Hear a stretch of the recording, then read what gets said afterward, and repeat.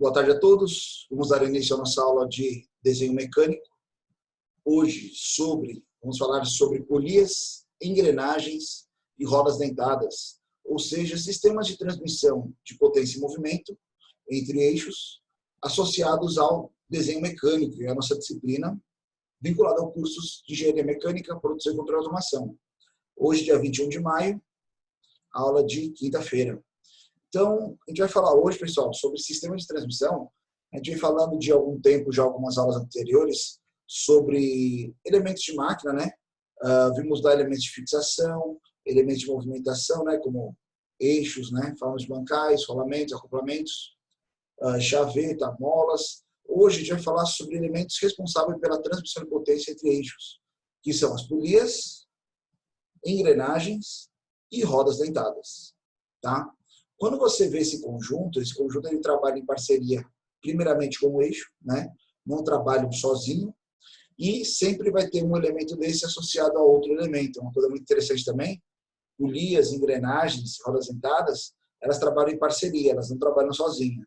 Polias, sempre tem um conjunto de polias unidas por um elemento flexível que é a correia, a gente vai ver isso já já. Engrenagem não trabalha sozinho, engrenagem trabalha pelo menos com mais uma engrenagem, outra, né? Rodas dentadas similar às polias. Ou seja, você tem uma roda dentada ligada a outra roda dentada por meio de uma corrente. Então, esse é o assunto da nossa aula de hoje.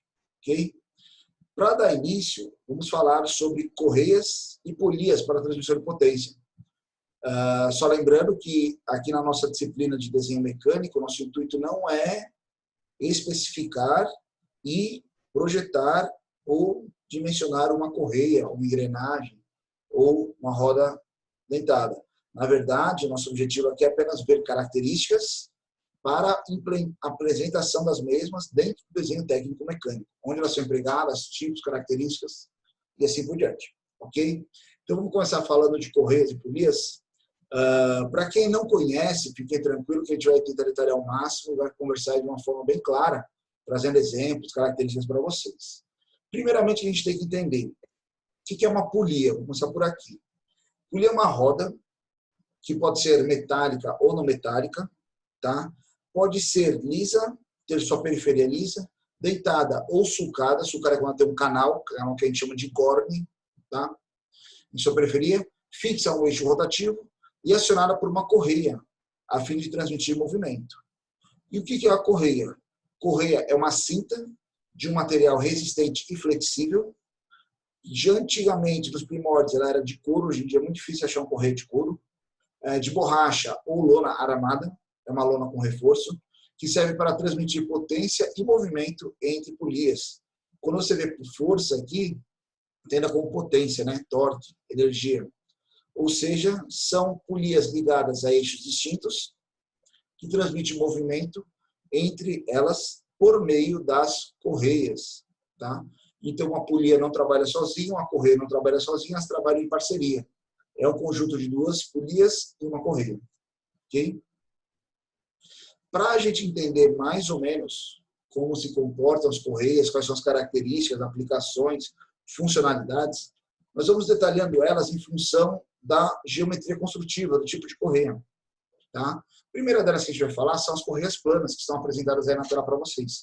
Correias planas, o que do próprio nome já fala dela, né? A correia é como se fosse uma cinta, ela tem a maior superfície dela plana, ela está ligada a polias que tem também em sua periferia geometrias planas, né? Então, se tem uma correia plana, ela vai apoiar sobre uma superfície plana e transmitir movimento entre polias, ou seja, essas polias estão ligadas a eixos. Se eu ver essa figura maior aqui, ó, nós temos aqui um motor elétrico ligado a uma polia que transmite movimento para o elemento flexível, que é a correia plana, para esta outra polia maior. Tá? Ou seja, você consegue transmitir movimento, potência entre os eixos. Quando a gente abre aqui um vídeo, ele pode parecer um pouco pulsado para vocês, ou parecer que as engrenagens estão paradas, mas, na verdade, quando vocês forem ver essa aula na íntegra, dentro da gravação, vocês vão conseguir ver que talvez ela funcione melhor. Nós temos aqui o motor elétrico ligado a uma polia. Parece que ela está parada, mas ela está girando. Tá? Aqui temos a correia plana, transmitindo o movimento desse eixo do motor para o eixo dessa caixa variadora de velocidade. Né? Então, a relação, a ligação entre ela, a transferência de movimento e potência, é feita pelo elemento flexível, que no nosso caso aqui é essa correia aqui, ó, que fica percorrendo em torno das polias, né? E assim, se movimentando e transmitindo potência para eixos distintos. Tá? Pela velocidade aí do vídeo, talvez não dê para perceber que ela está girando, né? Mas elas estão em pleno funcionamento. Então, as correias planas, o que caracteriza ela é a faixa, né? O flexível dela, o elemento flexível, que é a correia, ter a geometria plana. Geralmente, ela pode vir em seção fechada, com um tamanho pré-estabelecido, ou ela vem uma cinta aberta. Aí existem elementos mecânicos padronizados para você fazer a união dessa correia, né? Então, a gente pode falar aqui, ó, com grampos, né? Ligação zigue-zague, parafusação, né, por placa, tem vários tipos, ou até mesmo colada. Isso aqui depende da construção, da aplicabilidade, do trabalho, regime de trabalho, tem vários tipos dependendo da necessidade que você deseja. Quando a gente fala de correias planas também, existem as correias planas transportadoras. Tá? O intuito delas não é transmitir potência, é transmitir movimento ou transportar um material de uma região para outra. Né? Então, você tem esteiras que fazem a elevação, que fazem meramente o transporte. E quando você vê um vídeo desse, aqui é como se fosse um centro de distribuição. Então, nós temos aqui essa faixa preta, seria a nossa correia plana. Né? E aí, conforme vai sendo inserido aqui os elementos, ela vai se deslocando e transportando material ao longo do trajeto, né, do percurso. Tá? Essas correias podem trabalhar de forma angulada, fazer algumas curvas, isso depende da característica construtiva e do modelo da correia. Você vê aí, ó, trabalhando como rampa, né? Aqui não que ela seja icônica, tem apenas as guias laterais que afluíram o material, mas ela está trabalhando passando aqui atrás também, ó. Ela passa por baixo aqui desse esbarro, né? Tá? Quando a gente fala de correia transportadora, elas podem ser dotadas de abas, elos, né, de ranhuras para facilitar o trabalho, como também uma esteira transportadora dessa tem aplicações muito mais específicas e muito mais de grandes dimensões. Por exemplo, no nosso terminal portuário do Pecém, nós temos uma correia transportadora que liga o cais lá do navio até a siderúrgica num trajeto total de 12 quilômetros. Então, é uma correia, não que ela tenha 12 quilômetros, mas são trechos, mas que se somam os 12 quilômetros. Ou seja, quando você olha ela aqui, ó, ela pega o material lá próximo, lá quase que dentro do navio, no cais, transporta ela, porque aqui dentro nós temos uma correia, e leva por um trajeto de 12 quilômetros até a siderúrgica. Então, ela leva lá minério de ferro, carvão, leva diversos materiais lá que vão atender a demanda da siderúrgica. Ok? Então, aqui a correia trabalhando, ó, tem uns roletes que ela apoia. Tem trechos dessa correia que ela atinge velocidade de até 60 km por hora. Então, ou seja, as correias elas são usadas num nível industrial, numa escala, que muitas vezes a gente pode achar que são poucas transportadoras, poucos sistemas, mas é muito empregado dentro da indústria. Tá? Aqui é um videozinho que mostra um tipo de transportador de correia. O vídeo vai ficar meio pulsado, mas depois presencialmente a gente conversa melhor sobre essa correia. É uma correia que trabalha também o posicionamento dos elementos sobre ela. O vídeo para vocês ele fica um pouco pulsado, então é meio difícil de entender, mas quem assistir depois da nossa aula ele vai ver aqui na gravação, fica mais bacana aí para entender como ele funciona. Okay? Temos aqui também um tipo de transportador que não é por correias, mas são roletes pré-posicionados na superfície, que você tem controle sobre eles, e aí eles fazem a lógica de movimentação da carga do material sobre eles. Né? É uma outra lógica de transportadora, apenas como curiosidade para vocês. Tá? Saindo das correias planas, nós também temos as correias cilíndricas. Correia cilíndrica, a seção dela, o perfil dela é circular, não é muito usado como transmissão de potência dentro da indústria, mas sim como transmissão de altas velocidades. Tanto que nós colocamos um exemplo aqui de uma aplicação de um componente eletrônico de computador, né, que poderia ser um drive de CD ou um HD, por exemplo, HD antigo daqueles de disco. Então, você tem um motor elétrico, uma polia que vai ser movida, né? Aqui no motor está ligada a polia motora, e ela transmite movimento entre esses eixos por meio dessa correia cilíndrica. Tá? E aí faz toda a movimentação do sistema. É uma aplicação de um modelo das correias. Temos também a correia tipo V. A tipo V é a mais usada dentro da indústria.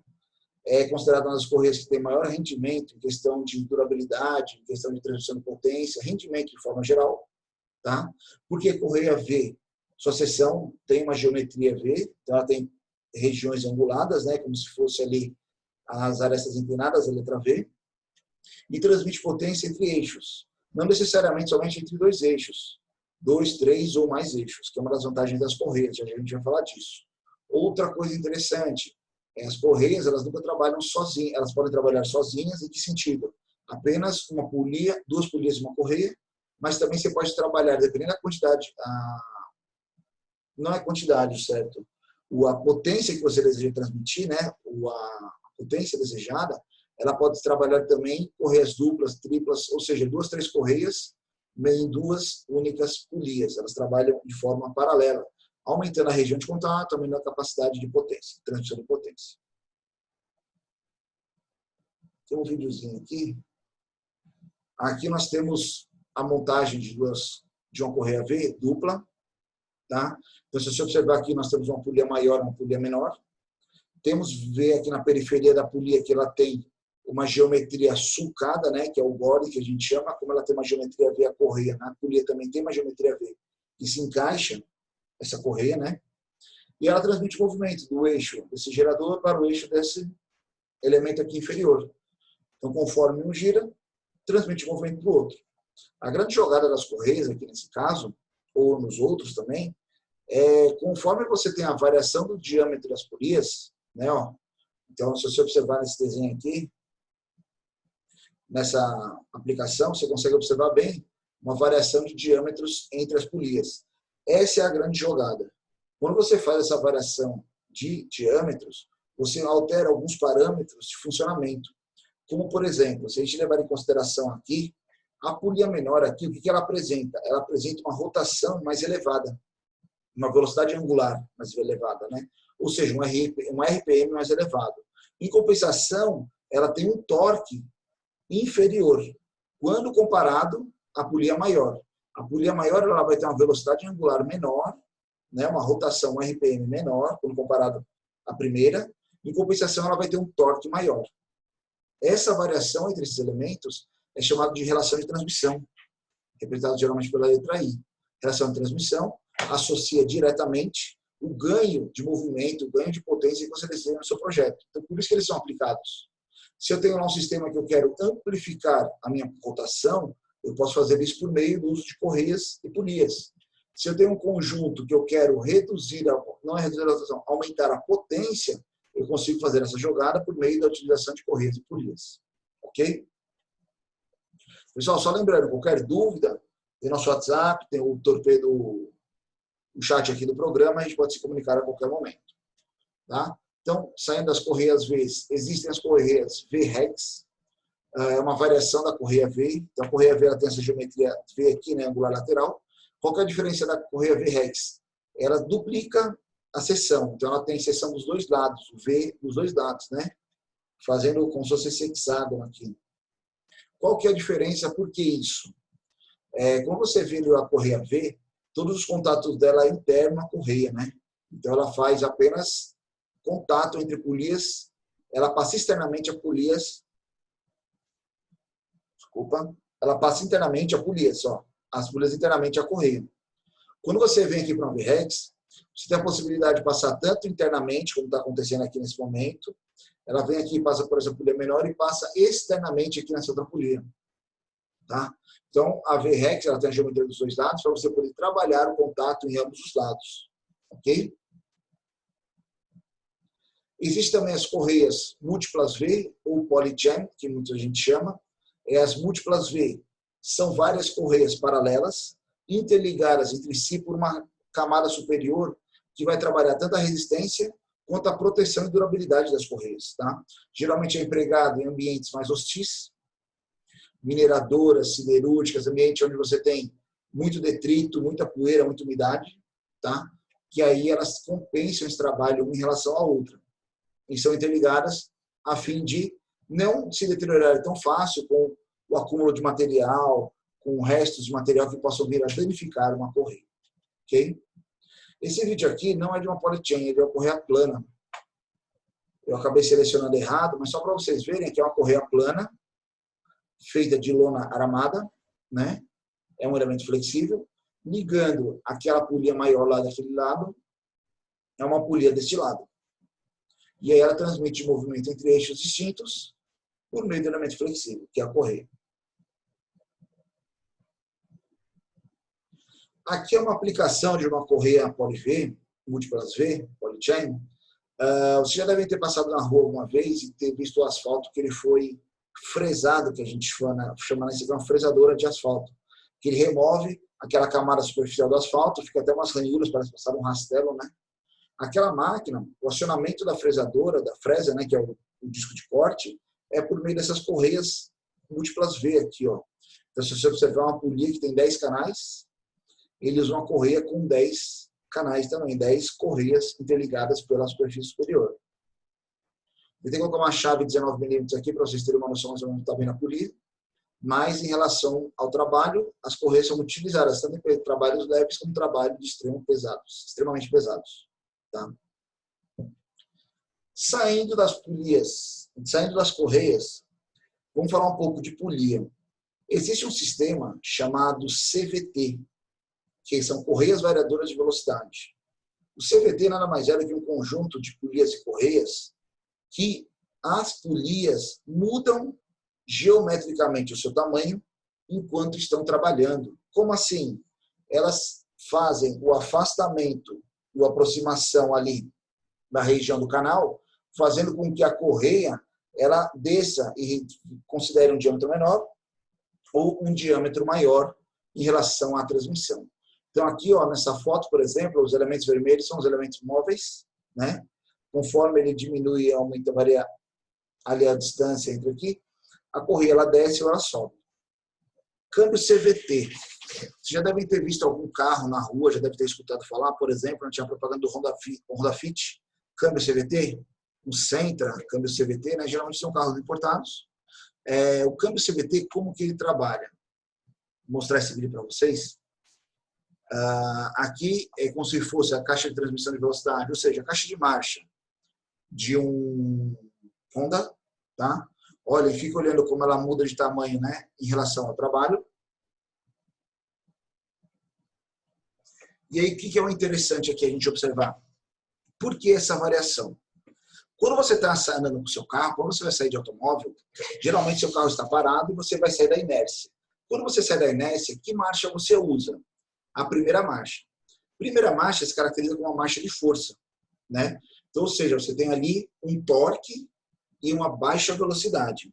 Ou seja, a sua correia ou sua relação de transmissão, sua engrenagem, ela vai estar posicionada de uma forma aonde vai acontecer o quê?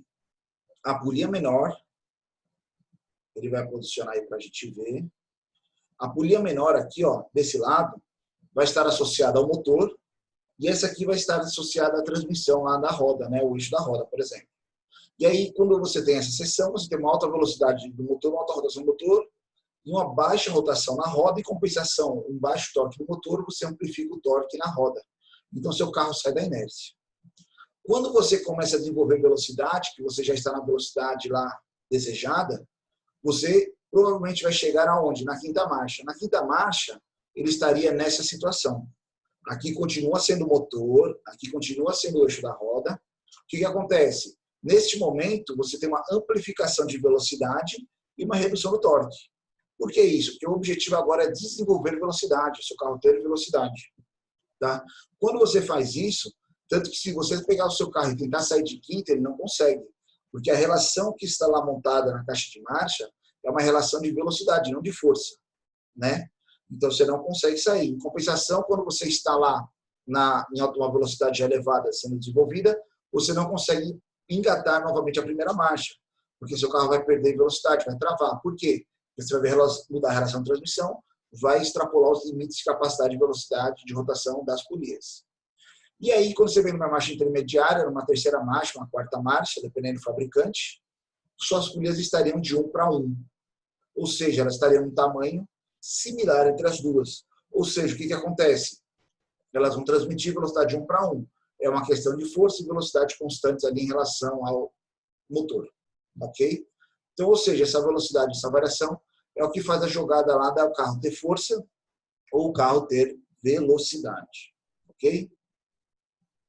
Bem bacana você ver a variação de velocidade. Você vê que o motor está tirando mais rápido, depois a polia está tirando mais rápido. Esse é um câmbio CVT. Aí você pensa assim, um câmbio CVT é uma coisa de outro mundo, só carros importados. A Unifor tem um projeto da Simon Baja, que é um veículo off-road construído pelo curso de engenharia mecânica para uma competição nacional. O Baja da Unifor, não só o Baja da Unifor, os Bajas do Brasil, principalmente da Unifor, especificamente da Unifor, trabalha com transmissão por câmbio CVT. Ou seja, o nosso Baja tem um câmbio CVT e dentro dele, lá na Unifor, nós temos então esse conjunto desse que trabalha dentro do veículo Baja. Ok? Correias sincronizadas ou correias dentadas. O que são correias sincronizadoras ou correias dentadas? São correias que têm na sua geometria dentes padronizados que ligam a polias também que têm dentes em suas periferias, em sua extremidade. Tá? O que acontece? Quando você trabalha lá com correias planas, cilíndricas, né? Um fator que limita a transmissão de potência dessas correias é o atrito. Então, ou seja, chega um momento lá, se você tiver um travamento, a correia pode deslizar sobre a polia. Isso, algumas vezes, é vantagem, como pode ser uma desvantagem também. Quando você vem por uma correia dentada, você não tem a possibilidade de deslizamento, porque a união entre elas é feita de forma física, né? Então, o dente da correia encaixa no dente da polia. E aí você transmite movimento entre elas sem perder passo, sem perder movimento. Por exemplo, aqui, esse vídeo. Esse eixo está ligado ao motor. Ele transmite movimento sincronizado por meio da correia dentada para este eixo. E esse eixo transmite para esse de baixo. Ou seja, aqui é o responsável pelo posicionamento. Isso aqui é como se fosse uma fresadora, uma impressora 3D, uma mesa coordenada. Então, conforme gira o motor, eu não posso fazer com que a correia escorregue. E assim eu perder posicionamento. Ela tem que trabalhar sincronizada. Então, para isso, eles usam uma correia sincronizadora, né, que é dotada de dentes, tanto na polia quanto nas correias. Ok? Aí ela funcionando aí. Quando você fala também de transmissão de potência, eu coloquei o exemplo aqui de uma moto, bicicleta, né? Antigamente a gente via muito moto e bicicleta usando os correntes. Hoje em dia, quando você vai para motos de maior potência, uma cavalagem, né, de um porte mais elevado, eles não usam mais correntes, eles usam correias. Tá? Por quê? Muito mais leve, muito menos suscetível a barulhos, manutenção mais prolongada. Tem vantagens em relação às correntes, né? Em relação ao sistema de transmissão por correntes. Mas a corrente ainda é o mais utilizado no mundo. Falando de correias, vantagens. Primeiramente, funcionamento quase sem ruído, né? Uma correia corretamente dimensionada são os fatores principais que a gente sempre fala, seguir as recomendações do fabricante. Então, uma correia e uma polia é para trabalhar sem ruído.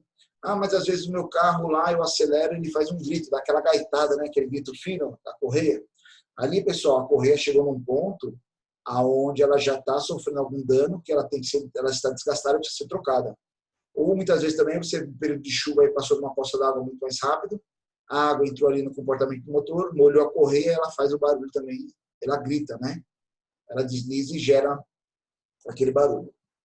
Ou seja, tecnicamente, a correia corretamente dimensionada, instalada e dentro dos seus parâmetros usuais de funcionalidade, ela não é para fazer barulho. Melhor absorção de amortecimento e choques. Por ser um elemento flexível, só tem 2 eixos trabalhando, né? Se fosse uma engrenagem, por exemplo, os dois estariam em contato. Quando está em contato, qualquer travamento nesse se propaga diretamente para esse. Quando você tem correias e polias que estão distantes e ligadas por um elemento flexível, Qualquer variação em um se dissipa pela correia até o outro. Ou seja, elas trabalham com um elemento de amortecimento. Simples disposição sem caixa de transmissão. Facilmente você monta uma correia e uma polia no equipamento. Tá? Dispensa lubrificação. Uma correia, ela não trabalha com lubrificação. Correias trabalham pelo princípio do atrito. O atrito entre a correia e a polia. Consequentemente, se você tiver ali alguma lubrificação entre elas, você vai alterar esse coeficiente de atrito, você vai gerar uma perda de transmissão de potência. Simplificação do projeto. Facilmente você faz a variação de transmissão de potência entre as polias, né? Entre o conjunto. Se eu quero variar uma pequena velocidade, facilmente você faz essa transição por meio do uso das correias. Baixo custo de instalação e manutenção. As correias são relativamente baratas e também a troca delas também é barata, já que a aquisição dela é de baixo custo. Tem muita gente que gosta desse termo. Acionamento de diversos eixos simultâneos, já eu mostro isso para vocês. Então, a correia lá, ela passa por diversas polias e pode acionar diversos sistemas ao mesmo tempo. Por exemplo, quando a gente fala lá o motor do carro, né? O motor do seu carro, ele tem uma correia lá na frente, que é a polia motriz, que pega a potência, que está ligada lá embaixo ao virabrequim. Quando a correia sai do virabrequim, da polia do virabrequim, ela passa por uma primeira polia que está ligada, por exemplo, à bomba d'água, que faz a circulação de água de refrigeração do motor. Aí passa por uma terceira polia que está ligada à direção hidráulica, né? A bomba hidráulica do seu motor, do seu carro, para a direção hidráulica.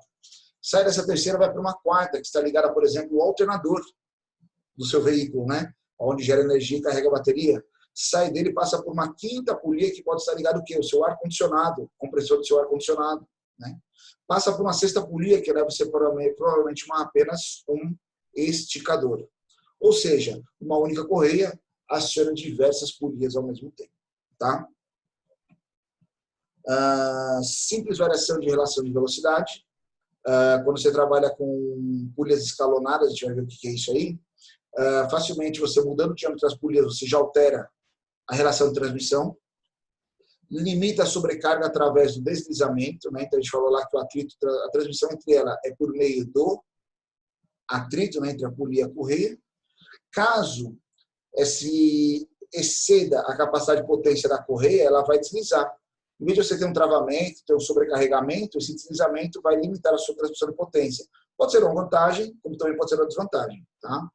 Alta durabilidade quando corretamente dimensionadas e instaladas. Seguiu as recomendações do fabricante, especificou corretamente sua potência, seu regime de trabalho, as correias duram praticamente uma vida. Tá? Padronização universal. As correias são padronizadas universalmente, então muitos equipamentos que vêm estrangeiros, você vai ver um conjunto de correias e a gente é capaz de atuar sobre eles. Permite grandes variações de velocidade, é só você variar o tamanho dos diâmetros das polias. Entretanto, se essa relação de transmissão passar de 6 vezes, por exemplo, se eu tiver uma polia de 10 milímetros ligada a uma de 60, ok. Mas se eu tiver essa de 10 ligada a uma de 70, não é recomendado. Porque quando você pega uma polia muito grande e associar uma polia pequena, quando o elemento flexível vem e passa por ela, esse ângulo de contato aqui, né, ó, essa região de contato em relação à polia, em relação ao diâmetro das engrenagens, das outras polias, não é suficiente para gerar atrito para transmitir a potência que ela é capaz.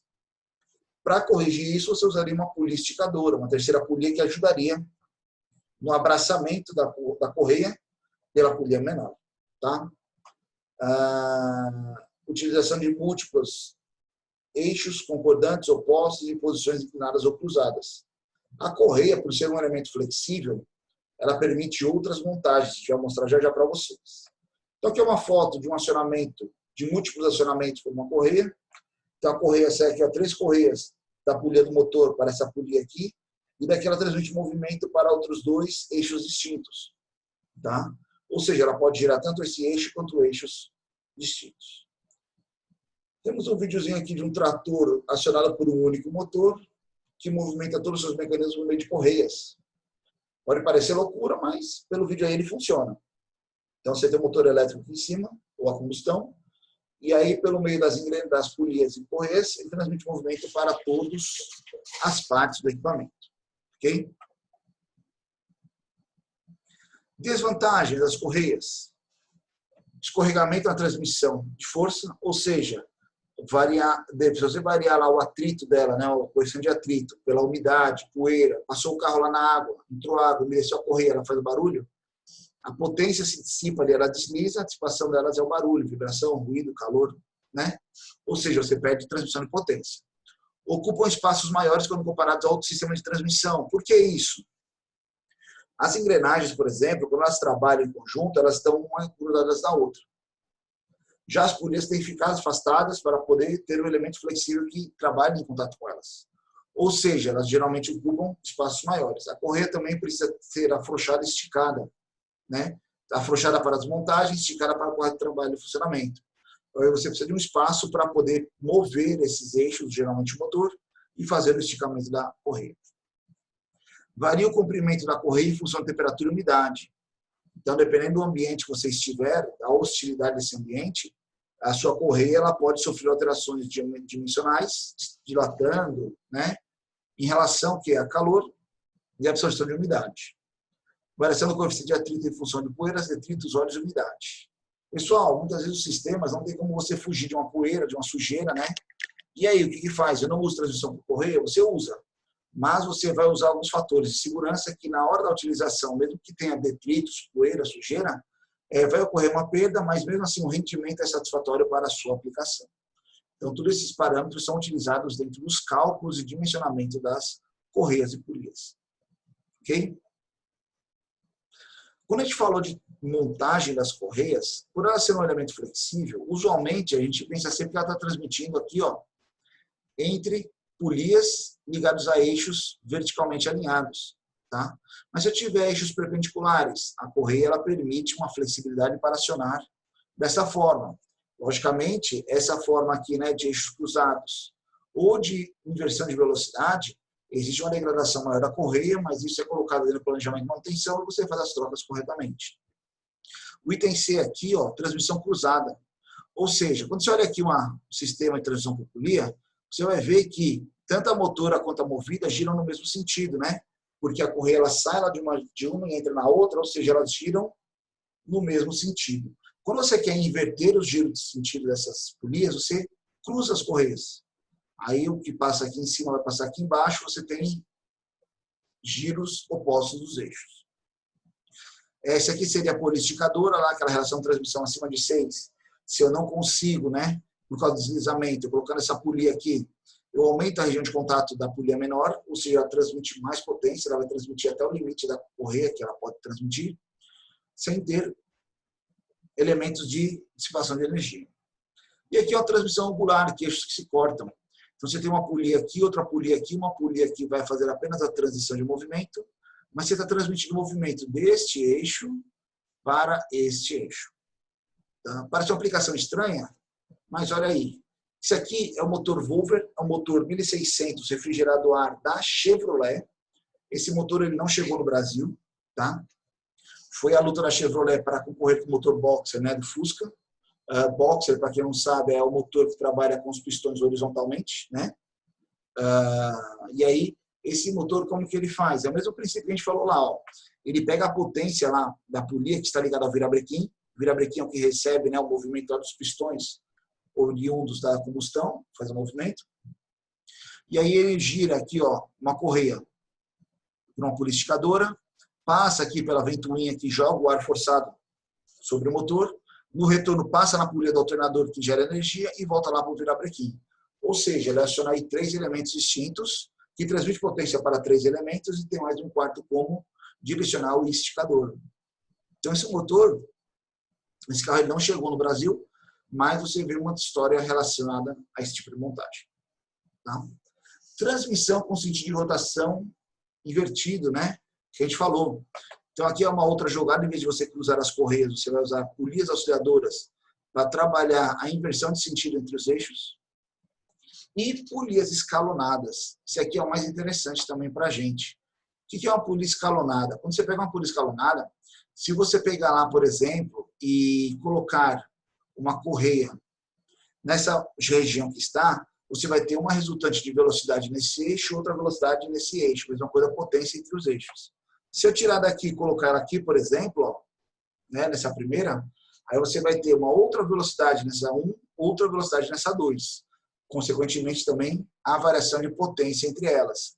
Ou seja, essa forma de você trabalhar pilhas escalonadas ajuda você a ter variações de velocidade e potência durante o seu trabalho. Logicamente, quando for trocar o paro, afrouxa um dos eixos, posiciona a correia e estica novamente. Ok? E aí, agora, saindo de correias, vamos falar sobre correntes. Correntes e rodas dentadas. Teoricamente, o princípio de funcionamento é o mesmo. Por quê? São duas polias, só que agora ela não tem uma região cônica, plana, ou de um sulco que se encaixa a correia. Ela é dotada de dentes externos, tá? Que estará encaixado sobre ela uma corrente. Similar àquele conjunto que a gente tinha na nossa bicicleta, lá, de corrente, coroa e catraca, né? Vira e mexe, cair a corrente, a gente ia lá e sujava a mão e colocava a corrente no lugar. Então, é esse conjunto que a gente vai falar hoje, só que também a nível industrial.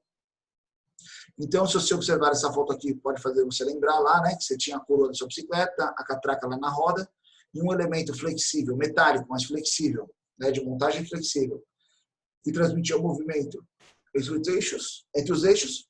E isso faz com que você transmita uma relação entre elas, faça a variação de velocidade, aumento ou perda de potência, como você quiser classificar no seu projeto. Tá? O sistema de transmissão por correntes, conduzem a força e movimento entre eixos, ambos os sentidos, os dois no mesmo giro, no sentido de giro. Para isso, as engrenagens devem estar no mesmo plano, então elas sempre vão ter que estar alinhadas lá, porque a corrente ela não tem tanta flexibilidade. A transmissão por corrente de rolos é um meio altamente eficiente e versátil para transmitir potência entre eixos paralelos. Existem transmissões que se asseguram um rendimento de 98%, isso é excelente, em condições corretas de trabalho. Lubrificação, manutenção, obtenção em relação à variação constante, velocidade constante, entre a roda motora e a roda movida. O que é a roda motora ou motriz? É que está ligada ao motor, que transmite potência. A movida é a que recebe o motor por meio do elemento flexível. Quando há necessidade de transmissão de potência, em locais difíceis de acesso, grande distância, entre outras condições abrasivas, poeiras, ou condições especiais, as correntes de rolos apresentam resultados extremamente satisfatórios, sendo esse mais utilizado em todo o mundo. O método de transmissão por corrente é o mais utilizado no mundo. Transmissão por meio de corrente. Olha o nosso primeiro desenhozinho técnico. Se você observar aqui, nós temos aqui a engrenagem dentada. Então, nós temos aqui uma região onde é um alojamento, onde se encaixa os elementos da corrente, que no caso aqui vai ser a bucha, e o rolo, onde eles vão se encostar, e quando ele encosta, eles deslizam, eles não ficam gerando atrito, apenas apoiam, recebem o tracionamento, giram pela engrenagem e voltam para a posição de trabalho. Algumas situações que determinam a utilização de dispositivos especiais, para reduzir oscilações, aumentando, consequentemente, a velocidade de transmissão. A corrente, por ter um peso específico mais elevado que a correia, geralmente quando você faz a montagem, ela gera uma barriga ali, por causa do peso dela, e dependendo da velocidade de trabalho, ela começa a vibrar, e entra em ressonância, pode provocar uma quebra, uma parada inesperada. Então, para isso, existem elementos que trabalham, por exemplo, grandes choques e periódicos. Devido à velocidade tangencial, a corrente intensa, que ela produz, reduz os amortecimentos especiais. Então, se ele chacoalha aqui, para ela estar solta, ela vibra durante o movimento. Grandes distâncias, quando é a distância entre eixos de transmissão e a corrente, esse problema pode ser reduzido por meio de apoios ou guias. Folgas muito grandes, esticar a corrente, era o problema das bicicletas, quando afrouxava toda hora caía a corrente. Você tem elementos mecânicos que trabalham o esticamento dessa corrente como apoio, como um efeito de uma mola para mantê-la esticada. Então, tem vários tipos, vários modelos, várias geometrias construtivas. Ok? Corrente. Estamos usualmente acostumados com aquela correntezinha simples da bicicleta, Mas a corrente ela pode ser simples, dupla, tripla ou assim sucessivamente. Isso depende da potência que você quer transmitir. Então, se você observar, aqui nós temos uma correia simples, é uma potência, correia dupla nas mesmas dimensões é outra potência, corrente tripla nas mesmas geometrias dimensionais, potências mais elevadas. Tá? Então, logicamente, a corrente sendo simples, dupla ou tripla, ela trabalha também com engrenagens que têm as ranhuras simples, duplas ou triplas, tá? Não é qualquer engrenagem com qualquer corrente. Também tem um passo, né, a distância entre os centros, é uma característica interessante. E uma coisa muito legal conversar com vocês, por exemplo, o pessoal da mecânica vai fazer uma disciplina chamada máquina de levantamento e transporte, lá com o professor Gladstone. E lá você tem um equipamento chamado os drags, que são transportadores por corrente. E lá você vai ver correntes que trabalham o mesmo princípio, só que elas transportam material. E para isso elas têm abas, né? Pontos de fixação, são correias mais específicas, com aplicações mais específicas. Já falamos da engrenagem. Composição da corrente. Se você olhar uma corrente, como que ela é construtivamente feita? Primeiramente, ela tem as placas, né? Tanto externa quanto interna. Dentro dessas placas estão ligados os pinos. Os pinos passam por dentro dela e isolam aqui o rolo pelo pino em função da bucha. É um elemento que se coloca dentro. Depois vem, né, a bucha por fora, o rolo por fora, e aí ele faz o encaixe, a montagem dentro do seu sistema. Por que a gente está falando disso? Quando você vê aqui o engrenamento, né, da corrente com a engrenagem, o rolo da engrenagem não fica deslizando, roçando na engrenagem. Ele gira, ele apoia lá e vai girar conforme ela faz o giro. E isso evita desgastes, aumenta a vida útil, aumenta o rendimento da corrente, né? Então, por isso que nós temos lá o rolo, a bucha, o pino, são os elementos que montam o conjunto de engrenagem. Quando você fala em corrente, muitos de vocês, não sei se já tentaram desmontar lá a sua bicicleta, tinha que tirar a corrente, era uma briga para tirar a corrente. Tinha que pegar um preguinho e bater lá no pino, né, para sacar o pino, e aí desmontava ela. Muitas vezes, essa desmontagem gerava que eu tinha que encurtar ela, tirar um elo. Quando eu tiro um elo, a gente está mais acostumados com as engrenagens full link, com as correntes, né? Que ela tem, a gente chama uma região macho e uma região fêmea, região macho e região fêmea, né? Que um encaixa no outro. E aí, quando você vai tirar um elo da sua corrente, na verdade, você vai estar tirando um casal, né? Um macho e uma fêmea. E aí, com isso, você tem uma distância de encurtamento. Para que isso não ocorra, existem, né, as correntes com o elo half link, que nada mais é do que uma geometria macho e fêmea no mesmo elo. Ou seja, quando você olha aqui, ó, de fora pega no de dentro de outro, aí vem de fora que pega no de dentro, vem de fora que pega no de dentro. Você tem um encurtamento por apenas um elo e não dois. Tá? E aí você encurta menos, você tem mais precisão aí na sua corrente. Outra coisa interessante que está aqui que a gente não comentou, existe também os grampos que você faz a ligação que permite a montagem e desmontagem da corrente. Tá? Aqui nós temos um grampo, ou seja, um anel elástico, e aqui nós temos duas cupilhas, que a gente chama de contrapinos, que são nada mais do que as cupilhas inseridas dentro do furo e amassadas para fazer o travamento correto. Ok? Falamos de polias e correias, falamos de engrenagens e correntes, por engrenagens de rodas dentadas. Vamos falar agora de engrenagens. Tá? Quando a gente fala de engrenagem, muitas pessoas, vocês lembram aquelas engrenagenzinhas que a gente quebrava nos brinquedos, tinha aquela pecinha branca, né? Aquele disco cheio de dentes. Aquilo era uma engrenagem, logicamente para aquela aplicação específica. Mas o que são efetivamente engrenagens? Né? Engrenagens são elementos rígidos de máquinas, dotados de dentes padronizados, que podem estar externamente ou internamente, né? Cuja função é transmitir e receber movimento e força, né, potência, entre eixos. Consiste basicamente em 2 ou mais cilindros, nos quais são fabricados dentes. Então, aqui temos um exemplo aí de engrenagem de dentes externos, um exemplo de engrenagem de dentes internos. Tá? A animação não aparece muito na nossa apresentação aí, mas tudo bem. E aí, o que existe aqui? Existe o dente padronizado. Se eu não padronizar o módulo, por exemplo, que é a ferramenta de corte, se eu não padronizar ele entre as engrenagens, elas não vão se encaixar futuramente. Não vai ter os elos, tamanhos de dentes diferentes que eles não se encaixam. Então, eles têm que respeitar o mesmo módulo, a mesma ferramenta de corte. Tá? Muitas vezes, engrenagens são usadas para variar o número de rotações, o sentido de rotação e a potência. Podem ser do formato cilíndrico, cônico ou plano. Engrenagem plana, vocês vão ver já uma engrenagem plana. Primeira delas, se a gente vai conversar, engrenagem cilíndrica de dentes retos. Opa! Por que uma engrenagem cilíndrica? Para ter um corpo cilíndrico. Porque dentes retos, porque ela é dotada de dentes, e esses dentes estão alinhados com o eixo, ou seja, a nomenclatura é dentes retos, que eles estão alinhados com o eixo. Existem também as engrenagens cilíndricas de dentes helicoidais. O que é uma engrenagem cilíndrica de dente helicoidal? O dente ele não está mais reto, alinhado com o eixo. Existe uma pequena angulação entre o dente e o eixo. Para que isso? Para complicar? Não. Quando você pega uma engrenagem cilíndrica de dente reto, o contato entre elas é feito por meio de um dente sobre o outro, ou seja, a superfície plana aqui desse dente vai bater na superfície plana desse outro dente.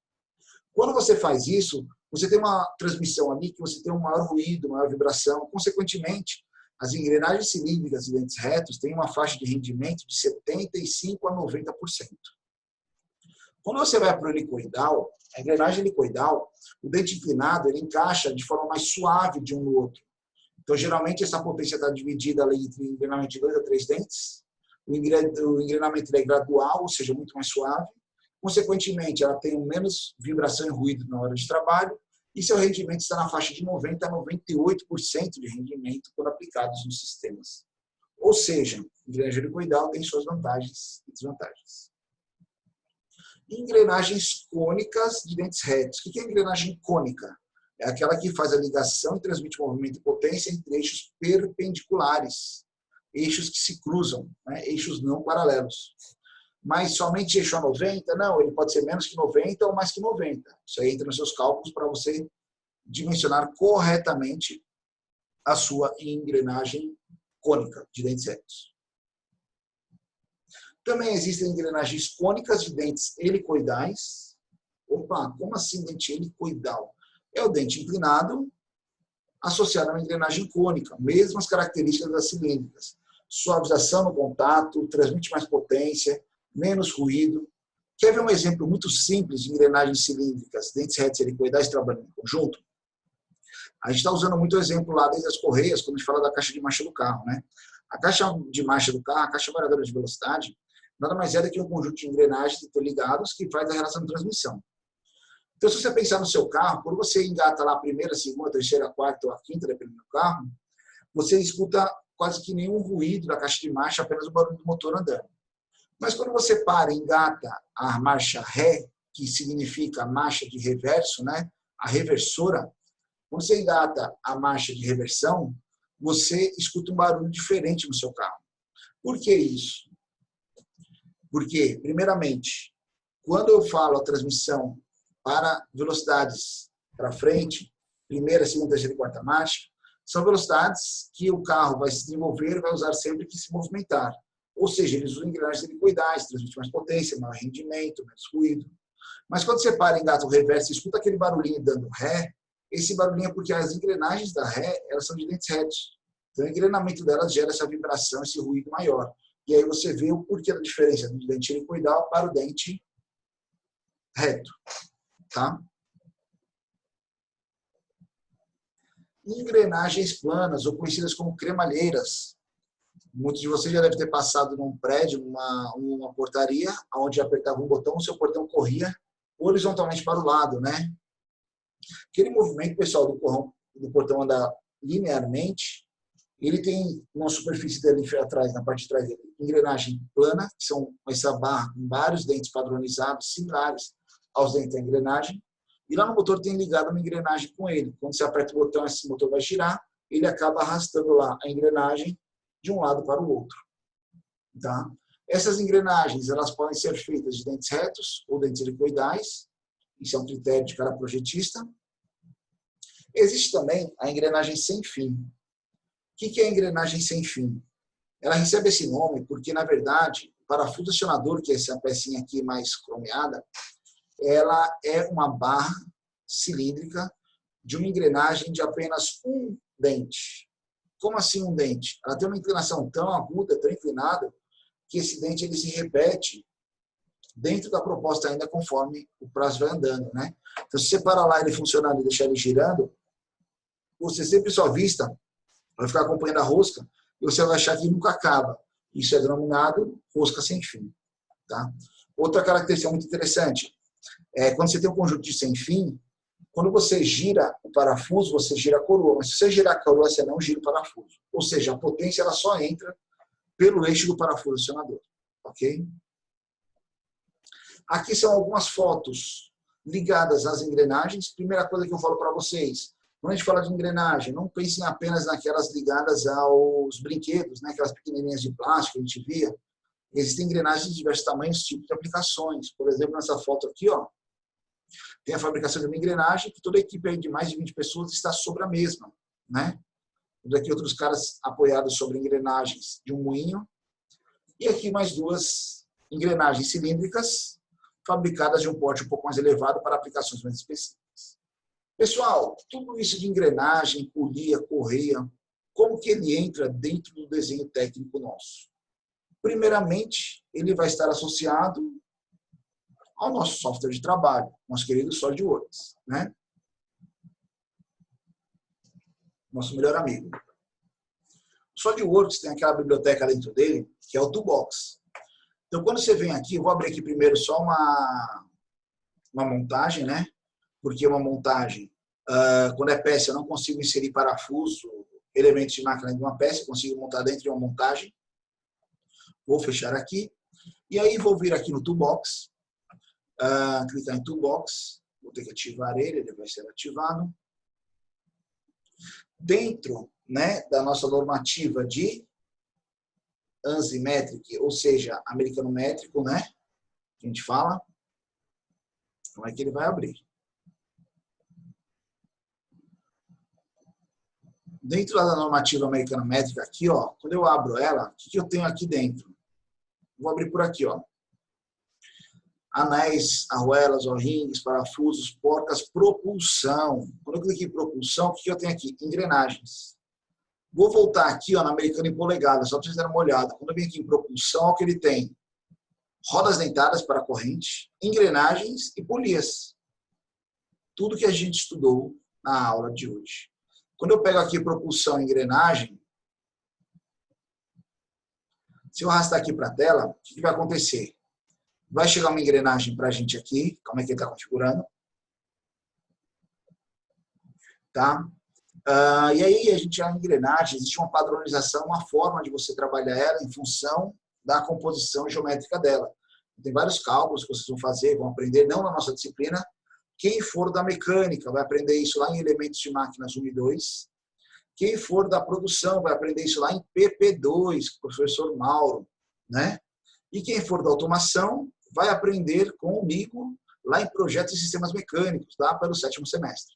Ou seja, lá você vai ver como dimensionar uma engrenagem, cálculos, características, fabricações, mas como que a gente faz aqui no desenho técnico mecânico, dentro do software.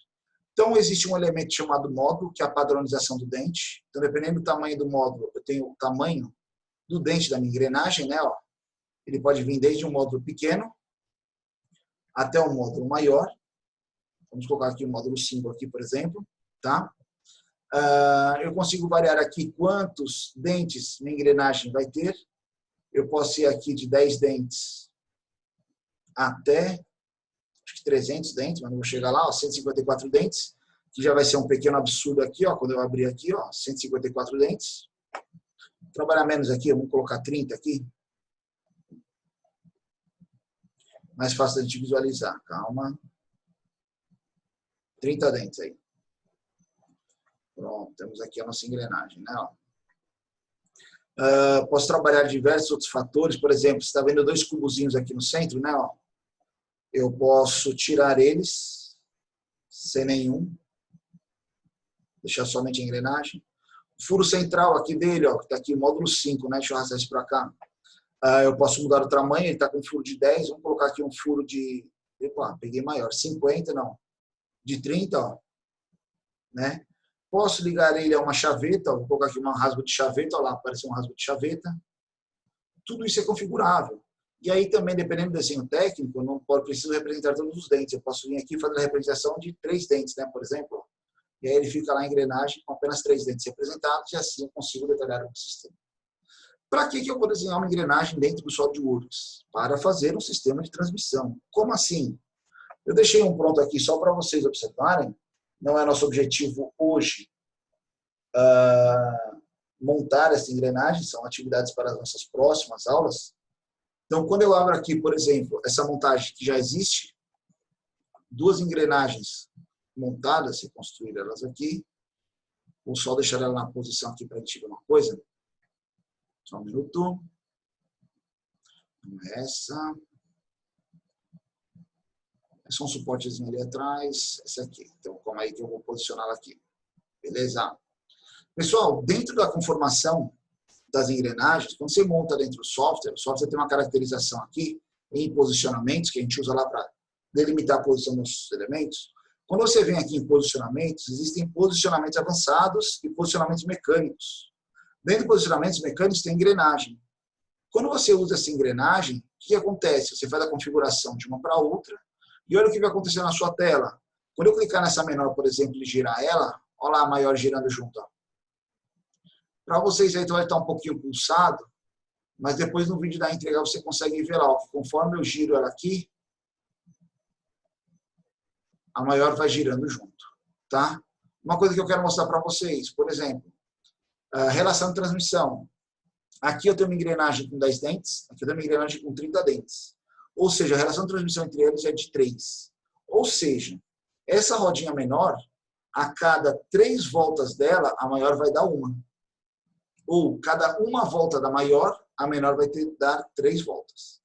Se eu tenho uma potência ligada a esse eixo menor, teoricamente, eu vou ter nesse eixo maior uma potência 3 vezes maior. Por que teoricamente? Porque existem os rendimentos, existem as perdas de potência, né? As dissipações de energia. Se for uma engrenagem cilíndrica, pode um rendimento de 70% a 90%. Se for uma liquid down, de 90% a 98%.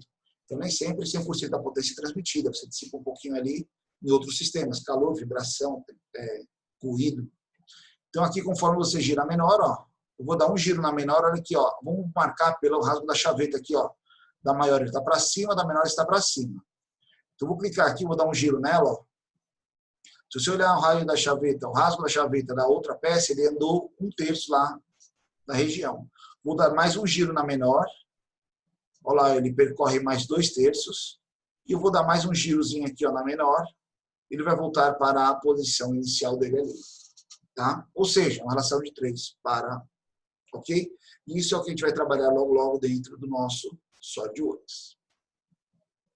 E aí, eu pergunto para vocês sobre correias, correntes, engrenagens e rodas dentadas, né? Alguma dúvida? Poucos alunos hoje, 7 alunos só. Tem alguém por aí assistindo a nossa aula? Tranquilo, professor. Pronto, tivemos uma manifestação ali de gente. Pessoal, alguma dúvida sobre hoje? Deu para entender o que a gente quis falar e mostrar para vocês sobre transmissão de potência entre eixos?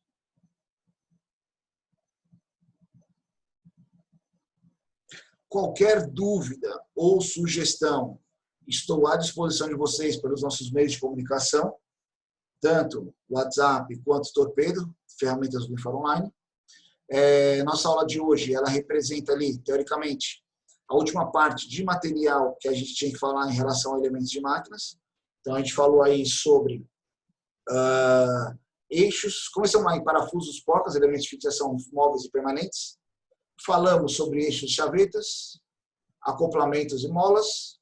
Hoje, polias, engrenagens e rodas dentadas. Ou seja, esses aí são os assuntos de uma prova que a gente vai fazer logo aí, provavelmente início de junho, tá?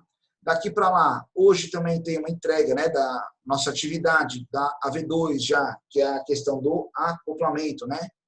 Até o final do dia aí para a gente integrar o nosso acoplamento. E mais de hoje para as próximas aulas não vai ter nenhuma atividade para entrega, apenas para vocês estudarem o que foi repassado até o momento, ok?